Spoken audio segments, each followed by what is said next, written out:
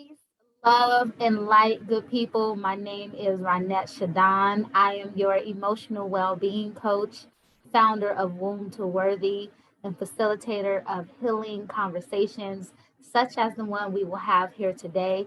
I am so honored to be here with you. Thank you so much for joining me as we dive into a taboo topic, which is the mother wound. Now, I am dedicated to helping adult daughters grow their self worth and heal their mother wound. But what is the mother wound? Well, the mother wound is unresolved trauma passed down from mother to child, and that could be her son or her daughter.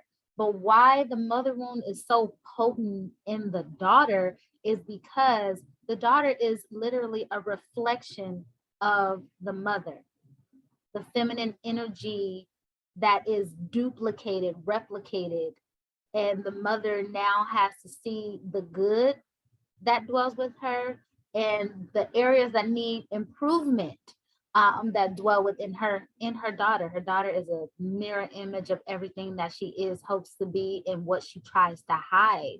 So we talk often about daddy issues, especially within our culture. We talk about how fathers are deadbeat, they're not present, and all of the things that they possibly do wrong when it comes to parenting. But it's very taboo, or very seldomly do we talk about mommy issues, right? I've been told growing up that, your mom does the best that she can. Okay. She did the best that she could with raising you. And it always made me feel guilty about any feelings that came from pain I experienced throughout our relationship, right?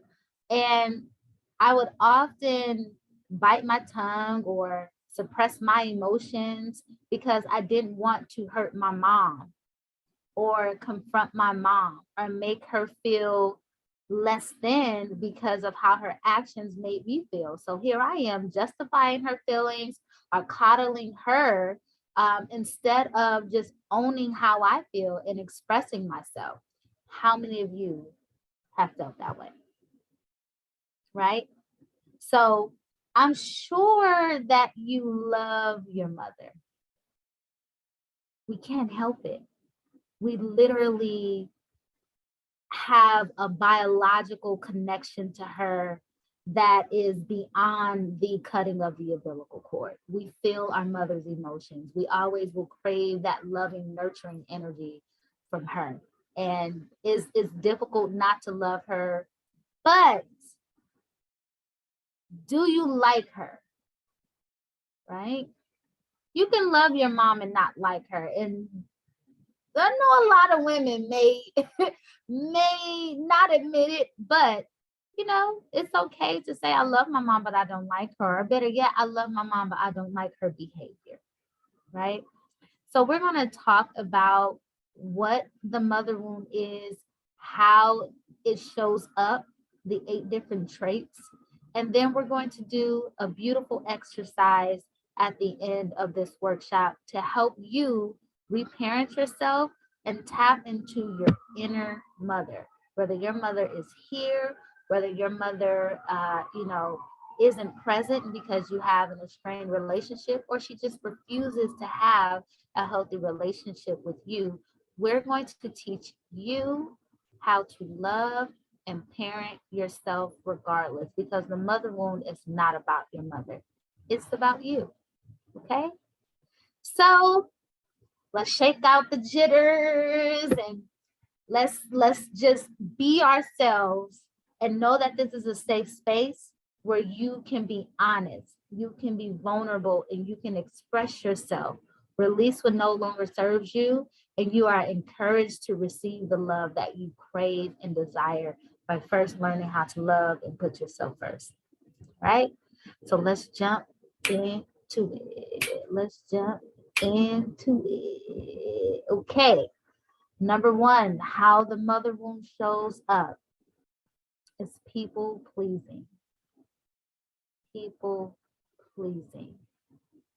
So In your relationship with your mother, as I said earlier, you may have suppressed your emotions and not spoken up for yourself because you didn't want to hurt your own mother's feelings. Or maybe your mother struggled with some form of addiction or mental illness or disability, and you were always put in position to take care of her and be her caretaker, despite what you needed, despite how you felt obligated, like it was your duty and responsibility to take care of your mother, right? So that shows up in your other relationships, whether it's your friendships, your intimate partnerships, business relationships, as you overextending, trying to go above and beyond to please people, right? Because you know how it feels for someone not to be there for you. So you do your best to be there for others because you don't want them to feel the way that you feel. Number one, people pleasing. Number two, the inability to set boundaries. The inability to set boundaries. Oftentimes we feel guilty telling our mothers no, telling her no, treating her emergencies as our sense of urgency. Like we have to drop everything and be there for her. And we feel bad when we say no, or we feel like we have to say yes because it's our mother and she needs us, right? But sometimes saying no to your mom is saying yes to you. So it shows up as your inability to set boundaries. Okay. Number three, body image. Struggling with your body image. Feeling as though you aren't good enough. Feeling as though you don't look good enough. You don't feel good in your body. Not just because of your size, right? But also because of how you feel internally. When we don't express ourselves, we suppress our emotions. Well, they have to be stored somewhere. If we're not releasing them and we're holding on to them, then they attach to our organs, right? They then cause energy blockages throughout the body and inform them to diabetes, cancer, high blood pressure, fibroids, right? Tumors, because we're holding on to that energy. We're not being true to self. We're carrying the pain of, our mother wounds with us, and our bodies are paying the price. Okay.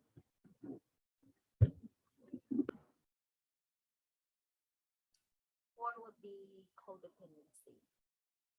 You tend to get into relationships with people who need you because you need to feel needed. Being a caretaker has now become a part of your identity. You feel that is who you are. And in order for you to feel complete, somebody has to depend on you. Or on the flip side, you get into a relationship with someone and finally someone is loving you and taking care of you and doing the things that you do for other people. And you start to feel a sense of abandonment if they don't do things your way, or you don't want to lose them. So you start that overextending and people pleasing again out of fear of rejection, or like I said, fear of abandonment. So that's number four, codependency issues. Number five would be, this one really gets to me because this is where a lot of our issues stem from, not being able to regulate our emotions. We don't know how to manage our emotions. Either we are really extreme on one end or the other, super happy or really depressed, and very seldomly are we in the middle. And when we are, it's kind of like we're looking for something to either make us feel really high or we're craving drama. no emotional regularity. We don't know how to take care of ourselves or soothe ourselves because our mothers either didn't know how to do that for themselves, so they couldn't do it for us, or they chose not to do it for us for whatever reason. Okay. So that last one is a great segue into what do we do about it? We know what the mother wound is now. We know how it shows up, and those were only 5 traits. There are many, many, many, many more, right? Like negative self-talk, constantly judging yourself, never feeling like you're good enough. The list goes on and on and on and on, and it affects us in every aspect of our relationships or every aspect of our life. So what do we do? What do we do about it? Well, we're going to jump into this exercise and we're going to learn some tools on how to reparent ourselves in some of the most difficult moments in our lives. When we feel challenged and when we have to talk to ourselves to either do the right thing or do something that is going to bring unnecessary lessons or repeated lessons. Okay. But before we jump into that, I want you to know something. Maybe you have felt like, man, if I had better parents, my life would be completely different. Like I would be a millionaire, or I would just be content and happy with life if I didn't have the mother that I had, or if my dad was there for me, right? Or maybe, like I said in the beginning, you love your parents and you think that they're good people, but they're not good to you and you don't like them or you don't like their behavior. But I want you to know that your parents were chosen for you by the Most High, okay? And you chose your parents for your particular earthly assignment. If you think about the things that you've struggled with in relation to your mother and how it has shown up in your life, there's something for you to learn that will not only help you, but help other individuals. That will not only help you heal, but also will help your mother heal as you lead by example. And it will change your generational cycles. You create new patterns of wealth for your family. And I don't just mean currency, but I mean a wealthy mindset. Okay, the way that you live your life and the relationships that you have around you will begin to flourish as you accept that you chose your parents, as you accept your parents for who they are, and as you forgive yourself for the things that you've done to cope when being under stressful situations at the hand of your parents. Okay, so we're going to take a little break here, and then I'm going to put up some tools for you, and then we're going to have a discussion. Okay, I hope that you see yourself in me. I hope that now you have a name to some of the things that you've been experiencing as the mother wound, and that we can continue this conversation later on. I have workshops, I have workbook, I am working on an anthology. If you would like to share your story, you can do so by submitting an application for the anthology, or you can come on my platform to share your story. I would love to hear from you. I would love to heal with you because this is an ongoing process. Believe me, I'm triggered and I have to heal and forgive on a daily basis, but I have the tools to do so, and very soon so will you.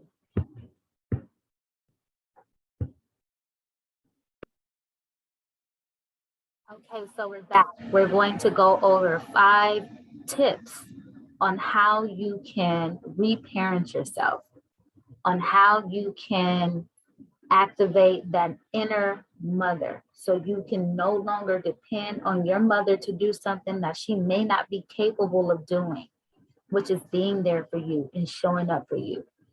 We have to get to a place where we can show up for ourselves. Okay. So the first thing is identifying your triggers. Write this down. Okay. Number 1, identify your triggers. What triggers you? Okay. It could be, your mother never calls you to check on you and see how you're doing. She always calls you to ask you for something.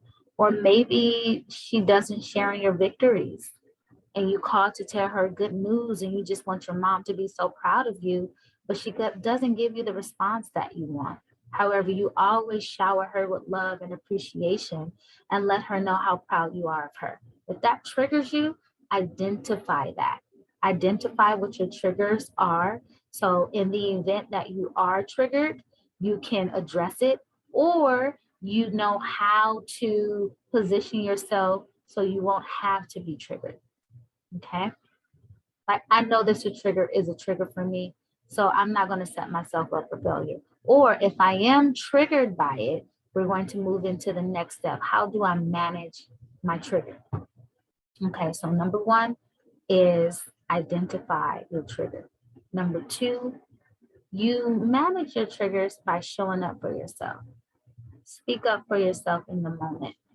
So the example I gave, if your mom calls you and she never checks on you, and every time she calls, you have an attitude because you know she's going to ask you for something. You're just anticipating it because this is her pattern. Then in that moment, say, "Hey, mom, I don't mind being there for you, but I would really appreciate it if you called me more just to say hi. It hurts my feelings when you only call me to ask me for money or to ask for a favor. I would really appreciate it if you just called to check on me." Okay. That's speaking up for yourself. That's being honest about how you feel. It hurts your feelings. You don't like it, or maybe it makes you angry. You have the right to say that too. So manage your triggers by speaking up for yourself in that moment, speaking truth to your trigger, letting people know that you are triggered. Okay. All right. So we have number one, which is identify your trigger. Number two, manage your trigger by speaking up for yourself.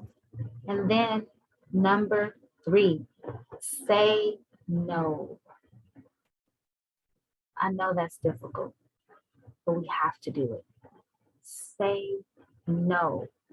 And guess what you have to do? You have to sit with the discomfort of how that feels to say no. I know we want to rush to our mother's rescue. I know we want to rearrange our schedules just to be there for her as best we can. And sometimes we cannot, and that's okay. Say no. Okay. All right. Moving on. Number three. Now, this one is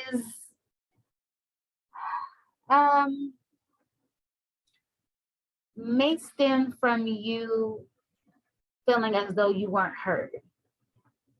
Maybe your mother was verbally abusive, overtalked you, didn't let you get a word in, or since you didn't feel understood, you felt like you had to explain, right? So avoiding over explaining, okay? In your relationships, maybe you give too much information because you want to make sure that people understand you. Leave room for people to ask questions, okay? Stop over explaining. Even when you say no, this kind of ties in with the previous tool. Even when you want to say no, you don't have to provide an explanation all the time. Your no is final. No, period. You can say no, I cannot. You can even say, I would love to help you, but right now I'm not available. So there's ways to say that, but sometimes a simple no will do, and you don't have to give an explanation, or you don't have to over explain. Okay. So don't over explain. Number one, identify your triggers. Number two, manage your triggers by speaking up for yourself, showing up for yourself. Okay. Number three, saying no. No. Number four, not over explaining. Okay. And then number five, are you all ready for this one? This is the one. Okay. The way that you learn to parent yourself and be there for yourself is through emotional regulation.